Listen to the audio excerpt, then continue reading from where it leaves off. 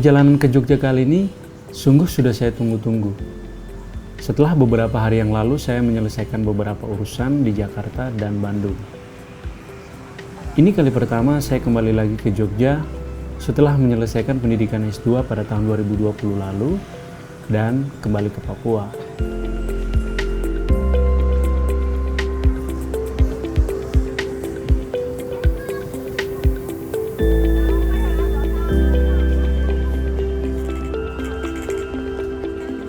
Jogja memang benar-benar kota pelajar.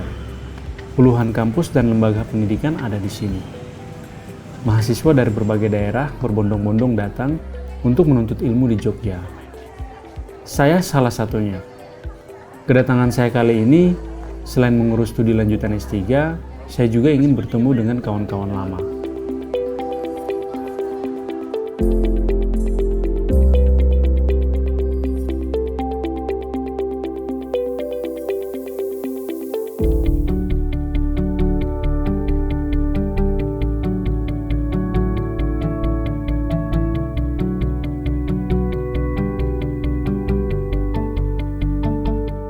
Hari pertama di Jogja, saya ingin ke kampus UGM menjumpai kawan lama di sana. Suasana kampus sudah banyak berubah. Sarana dan prasarana makin lengkap. Tapi, kawan saya yang satu ini punya banyak cerita tentang sarana dan prasarana kampus bagi kawan-kawan berkebutuhan khusus.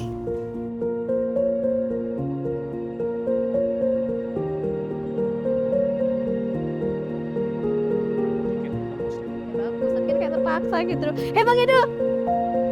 Halo. Sorry. Lama nunggu ya? Nggak apa-apa. Iya. Wah, udah lama nggak ketemu, Mas. Iya. Gimana nih? Apa kabarnya? Situan baik, Bang. Baik. Mantap. Tadi gimana? Datang ke sini? Tadi ya, kalau aku sih tadi berhentinya agak jauh ya dari sini, terus ya kebetulan tempatnya belum terlalu akses ya, jadi guiding blocknya juga masih agak susah, naik turunnya juga susah tadi, jadi harus nunggu Elsa dulu tadi baru jalan ke sini. Terus gimana? Apa sudah ada audiensi gitu? Ya, udah beberapa kali sih, Beberapa udah kali, ada kayak audiensi. Dari mana-mana kayak udah ada yang nanya butuh apa, kita udah minta tapi ya belum ada tindakan lebih lanjut. Saya udah tanya, kita udah ngomong. Sebenarnya tuh kayak ada yang bagus nggak sih, Mas? Kayak ada fakultas yang kita pernah nyoba bagus kan, kayak guiding blocknya kayak tempatnya bener, kayak cukup nonjol, jadi kayak buat jalan tuh enak. Cuman sayangnya tuh kayak nggak semua tempat gitu loh. Iya, nggak semuanya. Jadi kayak misalnya tempat yang gede kayak gini, tempat umum kayak GSP gini, atau mungkin fakultas-fakultas besar tuh malah nggak ada. Malah kayak nggak cuma guiding block sih, kayak misalnya apa sih, Mas? Lift tuh ya sebagian tempat belum ada, kalaupun udah ada yang kayak nggak ada suaranya buat indikator suara buat ngasih tahu lantai berapa gitu kan. Kalau tunanetra agak susah ya Bang, kalau nggak tahu lantai berapa gitu. Terus kayak misalnya RAM kayak misalnya RAM itu kan harusnya RAM itu kan ada SOP-nya ya, misalnya kayak ada pegangannya. Ada RAM itu cuman terlalu miring. Terus kayak lift tadi itu kan, lift kan sebenarnya kan fungsinya utama kan buat misalnya yang udah lansia nih. Terus kan kayak misalnya buat teman difabel kan yang pakai kursi roda. Tapi ada pengalaman yang kursi roda aja nggak masuk. Ya nggak muat. Iya nggak muat. Kalau di dalam kelas gimana untuk fasilitasnya? Kalau di fakultasku sih udah responsif lah, udah ada kebijakannya udah tahu kayak gimana. Jadi kayak misalnya waktu ujian gitu aku di ruangan sendiri nih, dipisah dari teman-teman yang lain, terus pakai laptop yang ada screen readernya, dikasih soft copy-nya, terus nanti ngumpulnya juga dalam bentuk soft copy gitu.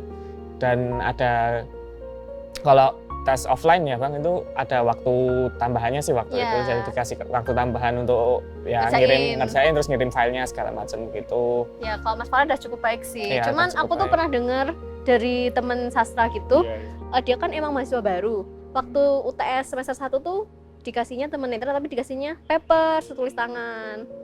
Waktu itu ya kita masih ya oke lah, mungkin belum tahu, tapi keulang lagi di UAS. Tapi sebenarnya sudah ada kan regulasi atau aturan dari kampus sendiri untuk mengakomodasi kebutuhan teman-teman difabel? Emang sebenarnya nggak cuma dari kampus sih, kayak sebenarnya dari undang-undangnya sendiri udah ada. Iya, dari undang-undang udah ada PP-nya sih, PP turunan dari Undang-Undang 8 2016 itu udah ada keterangannya ya, misalnya harus menyediakan akomodasi yang lain itu apa aja. Bang Edo mau lihat tuh itu guiding block yang ada di sebelah situ tuh? Boleh, ayo. Ayo kita lihat. Oke. Ayo. Ya Mas, pakai tokanya buka aja.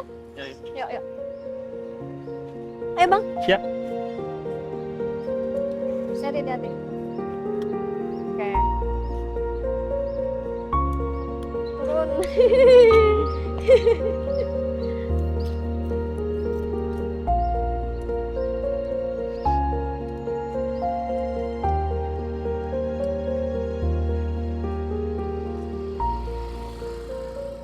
Nah ini loh contohnya Bang. Oh iya ya. Ya. Coba naik Mas. Oke, ini kan kayak jaraknya sama jalanan ini kayak miring banget nih, udah mau jatuh. Betul ya. Sama ini tuh kayak cuman sampai ujung doang, abis itu lanjut lagi udah nggak ada guide block lagi. Ya? Ini kok gini kan kasihan juga teman netranya datang terus langsung ngepleset jatuh. Iya. Harusnya kan kayak dibuat lebih lebar lagi tuh. Harusnya dibuat lebih lebar lagi. Kayak misalnya kalau di trotoar itu supaya nggak terlalu miring ke jalanan, kalau misalnya jatuh ya. kan bahaya juga. Benar sih, iya ya. Ternyata ini juga ya? Iya nggak ada. Padahal kan seharusnya kalau misal bis dari sini itu kan kalau ada jalan masuk juga harusnya ada guide blocknya. Misalnya ke sana juga harusnya kayak mau masuk fakultas kan juga ada guide blocknya. Betul ya. Terus kayak misal itu loh Mas. Oh yang itu juga ya? Itu malah iya, benar. di trotoarnya nggak ada guide blocknya sama sekali. Iya. Misalnya kayak gini loh Bang. Iya. Ini kan kayak nggak ada guide blocknya. Guide blocknya kayak cuma di sebelah sana doang, iya, di sini gitu nggak ya. ada. Iya. Kan masuk kalau teman netra mau jalan harus yang kanan dulu. Kanan dulu ya gitu ya. Jadi memang ternyata selama ini pihak kampus memang belum mengakomodasi semua kebutuhan teman-teman difabel ya. Iya. Kita berharap lah semoga kedepannya kampus kita bisa semakin mengakomodasi kebutuhan teman-teman, terutama juga mungkin pas waktu audiens seperti gitu ya. Betul.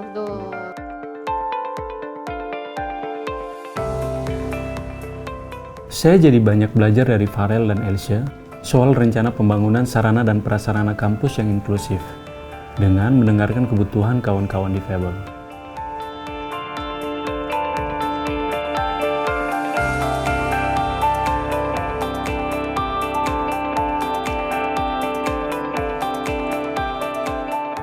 Oh ya, saya jadi ingat masih punya janji dengan kawan saya yang pemalu.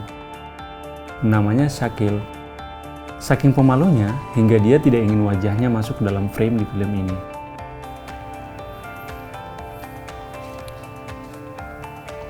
Halo Mas Syakil. Halo juga Bang Edo. Ya, saya sudah di Jogja nih.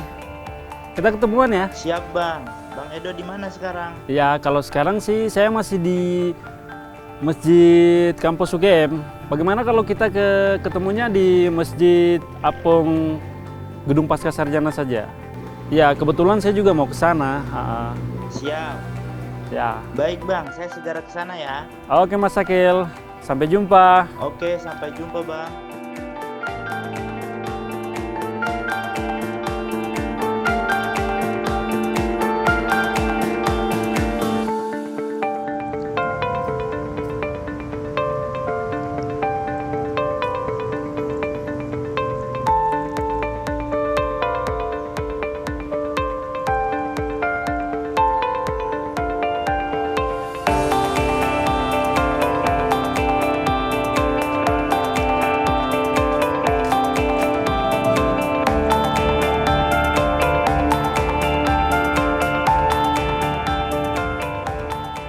Halo Mas Edo. Mas Syakil. Maaf telat nih. Oh ya, nggak apa-apa Mas Syakil. Ya. Gimana kabarnya Mas? Alhamdulillah baik. Kabarnya baik ya? Baik. Oke. Dengar-dengar kemarin sudah lulus ya? Iya, sudah 5 hari yang lalu wisuda. Oh, sudah wisuda. Iya, lulus Januari kemarin. Oh. Oke. Terus ngapain aja di sini setelah wisuda? Ya, masih nyari-nyari kesempatan lah. Nyari Sama kesempatan. nulis artikel. Nulis artikel. Ya. Terus terkait identitas agamanya Mas Syakil sebagai Ahmadiyah, Iya. para dosen dan orang kampus sudah pada tahu. Iya. Kebetulan saya kuliah di jurusan Agama dan Lintas Budaya Mas ya, di CRCS. Jadi isu-isu tentang Ahmadiyah itu setiap tahun lah dibicarakan di kelas.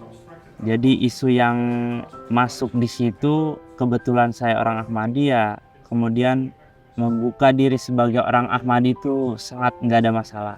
Bahkan lebih pada pendalaman kasus yang langsung pada orang Ahmadiyahnya, yaitu saya di kelas. Jadi nggak ada masalah, dan itu support saya juga untuk mengembangkan isu-isu sebenarnya yang terjadi di Ahmadiyah ini bisa kita bicarakan di kelas, bicarakan di kampus, di mana aja bisa. Itu di dalam kampusnya. Kalau dengan teman-teman di luar kampus? Nah, kalau di luar kampus saya berelasi, berteman itu dengan motif ya Mas ya. Oke. Kalau kita berteman urusan olahraga, futsal, ya sebatas di situ aja. Game online, Mobile Legends itu sebatas di permainan aja. Tapi soal keyakinan saya rasa tidak ada kepentingan saya untuk membuka. Dan mereka nggak pernah tanya? Ya. Sejauh ini nggak ada pertanyaan-pertanyaan tuh Mas. Nggak ada curiga-curiga gitu juga? Ada curiga-curiga. Pada saat biasanya kan misalnya mungkin waktu-waktu sholat atau pada saat puasa atau hari-hari Idul Fitri gitu, kan mungkin ada sedikit perbedaan. Mereka nggak curiga atau apa gitu? Nggak ada kecurigaan, namun ketika tahu saya sholat di tempat di Masjid Ahmadiyah, baru mereka mengetahui, dan mereka pun melihat cara saya sholat sama dengan cara mereka sholat, dan dari situ saja sudah tidak ada hal yang membuat saya diperlakukan aneh-aneh dan lain-lain. Jadi mungkin itu kayak seperti bentuk kompromis atau siasatnya Mas Akil gitu ya? Bersiasat. Dari awal saya sudah membentuk kompromi soal diri saya, soal identitas, ketika saya tahu saya sebagai orang Ahmadiyah dan minoritas dalam Muslim, sejauh itu tidak membuat saya nyaman, tidak akan saya lakukan hal yang lebih jauh untuk membuka frontal. Tapi ketika ada kepentingan yang mungkin ini dirasa perlu, ya saya membuka diri. Bentuk kompromi saya ini ya memang dari awal dari saya sendiri, nggak ada dorongan dari mana-mana. Karena saya tahu bahwa karakteristik pendidikan di UGM itu mencakup semuanya, mencakup semua golongan. Karena yang fokus mereka adalah memperbaiki kapasitas mahasiswanya, kemudian meningkatkan kualitas mahasiswanya. Saya rasa dari 2 poin itu enggak harus kita lihat siapa mereka, apa agama mereka. Dari situ, dari inklusivitas UGM itu yang membuat saya nyaman, dan saya secara tidak langsung disupport sama sistem pendidikan di UGM. Ini udah bunyi azan nih Mas. Oke. Ya mungkin saya akan tinggal sholat dulu ya Mas ya. Ya kayaknya saya juga mau jalan ya. Boleh. Mau ketemu teman lama juga, kita ngobrol-ngobrol. Ya boleh deh, nanti kita berkabar lagi. Saya ambil kiri ya Mas ya. Oke Mas, saya duluan ya Mas. Ya oke.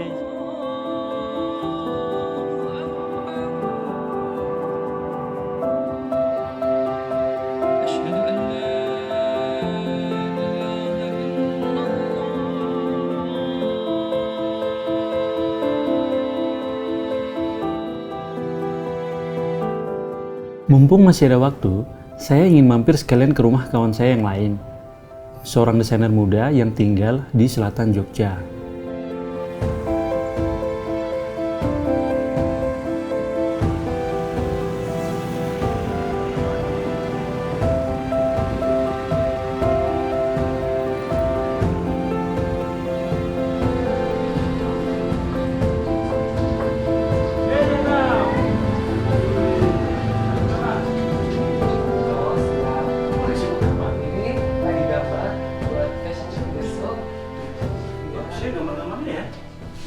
Sebenarnya, masih ada banyak hal yang ingin saya obrolkan dengan Agam. Apalagi, sudah lama saya tak bertemu dengannya. Tapi, mau bagaimana lagi? Ia tengah sibuk mempersiapkan pameran akhir bulan ini. Baiklah, akan saya sempatkan untuk bertemu esok hari sebelum saya kembali melanjutkan perjalanan ini.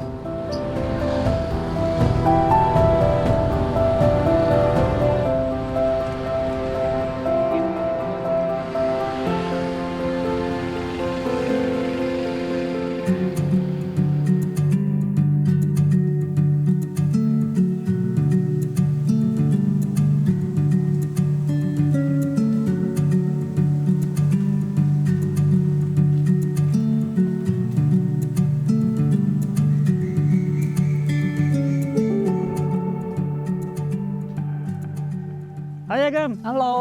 Aduh, sorry ya, agak telat nih. Nggak apa-apa. Iya, tadi di Monjali itu agak sedikit macet ya. Nggak apa-apa. Udah lama di sini? Nggak, barusan juga kok. Barusan juga ya. Oke. Silakan diminum loh. Oh iya, oke. Kamu juga lah. Iya dong. Gimana aktivitasmu selama ini? Seperti biasa, masih bikin baju. Bikin baju ya. Terakhir kali aku ketemu kamu kan rambutnya masih panjang ya? Masih ya? Sudah Sekarang lama udah Bang. berubah ya. Emang kamu nyaman di dunia fashion? Nyaman aja sih, karena ya selain itu ruang aman, inklusif gitu. Yang terpenting bagi saya bisa berekspresi dengan bebas. Karena setiap kali saya hendak melamar kerja, saya sudah hilang minat dulu ya, karena kualifikasi yang dibutuhkan itu kalau tidak pria pasti wanita. Dan saya mempunyai bayangan saya akan mempunyai beban ganda jika selama kerja saya juga harus berpura-pura menjadi salah satu di antaranya. Seperti itu. Jadi saya lebih memilih usaha sendiri aja. Berarti sekarang Agam mengidentifikasikan dirimu sebagai gender apa? Aku gender netral. Itu apa? Itu. Jadi bukan gender laki-laki maupun perempuan gitu. Saya tidak ada di salah satu di antaranya itu. Jadi saya bebas melakukan apa saja tanpa terikat dengan jenis kelamin yang saya miliki gitu loh. Kamu punya pengalaman yang agak sedikit traumatis gitu ya di teman-teman lingkungan atau termasuk kampus juga ya? Saya selalu dapat nilai buruk ya ketika dosennya itu seorang fundamentalis. Jadi meskipun saya sudah mengulangnya di semester pendek pun itu tidak mengubah apapun gitu. Terus gimana responmu terhadap lingkungan yang mungkin menurutmu toksik untuk dirimu sendiri? Ya semua orang bebas berpendapat aja sih ya. Yang penting aku nyaman dengan diriku sendiri aja. Iya, betul sih, itu yang paling penting ya.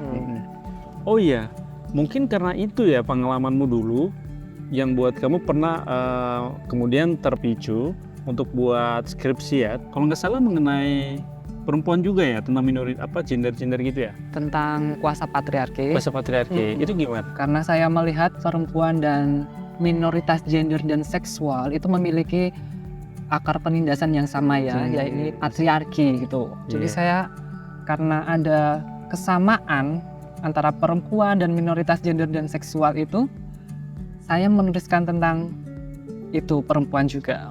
Terus apa saja yang sudah Agam melakukan, misalkan supaya masyarakat lebih tahu gitu tentang identitas ini gitu? Ya mungkin saya sering mengupload tentang pengetahuan tentang gender-gender seperti itu sih. Di medsos ya? Di medsos.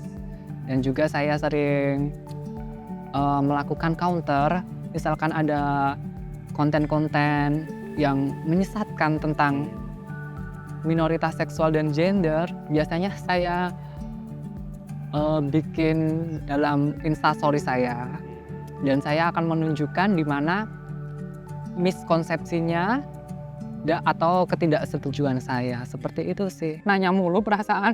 Sampai kapan di sini? Ya, saya sih sebenarnya udah beberapa hari, jadi paling besok udah balik. Ya udahlah, Agam, aku cabut dulu ya. Iya deh. Mudah-mudahan kita ketemu lagi dan tetap semangat ya, Agam ya.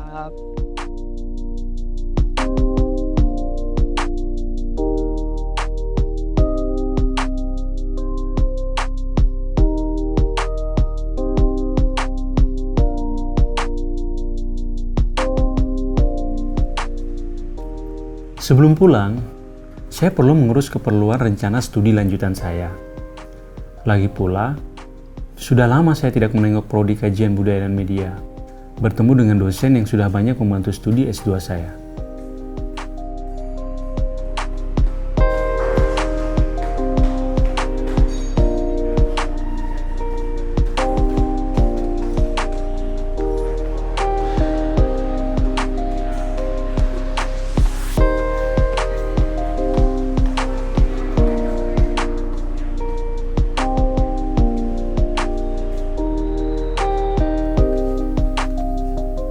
Siang, Mbak Elo. Oh, hai Edo. Mbak Elo, ada Bu Nana ya? Oh, ada di sebelah. Selamat siang Bu Nana. Siang Edo, wah Kabar surprise baik, Bu. nih. Kapan Iya. datang dari Papua? Dari kemarin Bu. Sudah kemana aja di Jogja? Baru di Malioboro saja Bu, sama ketemu teman-teman. Kamu kangen ya sama Jogja ya? Iya Bu, kangen, makanya tahun ini datang lagi. Gitu. Ada apa ini kalau tiba-tiba nih? Sebenarnya sih saya mau lanjut S3, jadi mau daftar juga. Sekalian ya kumpul sama teman-teman yang dulu pernah diskusi gitu. Ada teman saya namanya Sakil, dia itu seorang penganut Ahmadiyah. Terus ada juga Farel, dia seorang difabel. Dan Agam, dia mengaku dirinya sebagai seorang gender netral gitu Bu. Dan ceritanya menarik Bu. Apakah mereka merasa diliankan begitu? Sepertinya begitu Bu kalau dari ceritanya mereka. Oh ya, apa itu? Jadi ada sedikit diskriminasi yang mereka merasa di kampus gitu Bu. Itu kayak Edo pernah ngalamin juga ya kayaknya waktu itu. Iya Edo kan benar. pernah cerita ya sama Iya. saya kan ya waktu itu katanya cari kos di sekitar kampus susah karena Edo dari Papua kayak gitu kan, maka pilih kosnya waktu itu jauh sekali kalau nggak salah ya. Yang seperti dekat kampus itu saya coba untuk mau masuk ke sana. Saya sudah bikin janji sama ibu kosnya. Ibu kosnya bilang memang ada satu, dan ya sudah, kalau nanti setelah kuliah kamu datang ke kosan langsung bayar dan tinggal nempatin. Begitu saya sampai di sana, dia lihat saya dengan tampang begini, langsung dia tiba-tiba bilang sudah full gitu Bu. Jadi kayak ada stereotip ya, ada stigma gitu ya. Jadi ternyata memang sampai sekarang masih ada diskriminasi ya. Ya ini jadi satu PR besar ya. Saya kira setiap orang kita punya tanggung jawab bersama untuk mengatasi itu. Kalau dari segi undang-undang saya kira kita sudah punya banyak sekali ya regulasi yang sebetulnya anti diskriminasi. Tetapi persoalannya kemudian penegakan aturannya yang masih sangat lemah ya. Misalnya kan kalau kita lihat bahwa minoritas gender misalnya itu kan banyak sekali yang tidak punya akses misalnya untuk mendaftar di ASN atau mendapatkan akses pekerjaan yang layak misalnya ya, ada banyak sekali. Padahal kan sudah jelas undang-undangnya, kalau regulasinya ada kan mestinya memberikan hak yang sama, akses yang sama kan dengan identitas yang lain. Tapi minoritas gender ini kan banyak mengalami ketidakberuntungan gitu ya karena identitas mereka. Nah juga saya kira yang penting yang bisa kita lakukan salah satunya adalah dari ruang akademik. Yang namanya perbedaan ya itu kan sebetulnya mestinya bisa diterima ya di ruang-ruang akademik. Kita punya undang-undang dasar yang menjamin hak semua orang punya akses pada pendidikan, sehingga beragam identitas yang berbeda tadi juga mestinya punya akses yang sama pada ruang pendidikan, ruang akademik.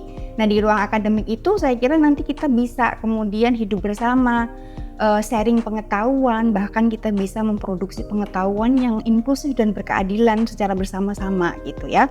Kita jadikan sebagai satu subject matter yang kita diskusikan, kita kritisi, kita dengerin misalnya suara-suara dari identitas yang berbeda, problemnya apa. Saya kira banyak sekali mestinya kebijakan ya yang bisa muncul didapatkan dari situ. Dan juga perubahan sikap dan perilaku saya kira ya. Mulai dari diri sendiri dulu ya. Kadang-kadang kan kita butuh juga self criticism ya. Jadi kadang kan kita melihat di luar ini kok orang diskriminatif sih menindas, tapi coba kita juga lihat diri ke dalam ya. Self criticism itu apakah kita adalah bagian dari pihak yang juga ikut mendiskriminasi, atau kita adalah bagian dari yang tahu ada diskriminasi tapi kita diam aja jadi bystander gitu, atau kita sebetulnya adalah bagian dari yang diskriminasi, disubordinasi, tapi kita diem aja. Ya, jadi untuk bisa ada perubahan, ada transformasi sosial, saya kira itu salah satu kekuatan atau salah satu ruang yang bisa kita gunakan adalah ruang akademik. Kayaknya menarik sekali Bu ya, makanya saya jadi pingin lagi sekolah lagi Bu. Iya, ya kuliah lagi ya. Jadi masih ingin terus ambil S3 di kajian budaya dan media. Iya masih. Baik Bu, saya pamit dulu ya Bu. Oke, makasih banyak Eda. Sampai ketemu ya. Ya, sampai jumpa lagi Bu. Iya.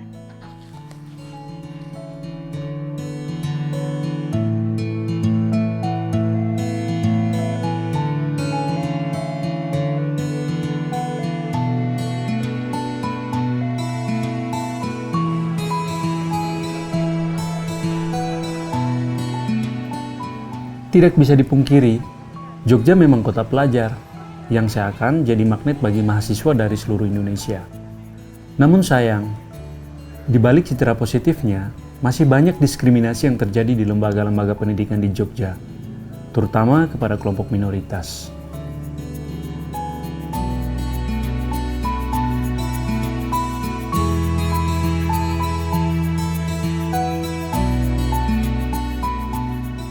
Sebenarnya, masih banyak kisah yang ingin saya dengarkan dari kawan-kawan di Jogja. Namun sayang, waktu saya terbatas. Saya harus melanjutkan perjalanan ke Maumere, bertemu dengan kawan-kawan lain di sana. Semoga saya mendapatkan kabar baik dan kisah seru dari kawan-kawan di Maumere. Selamat tinggal Jogja.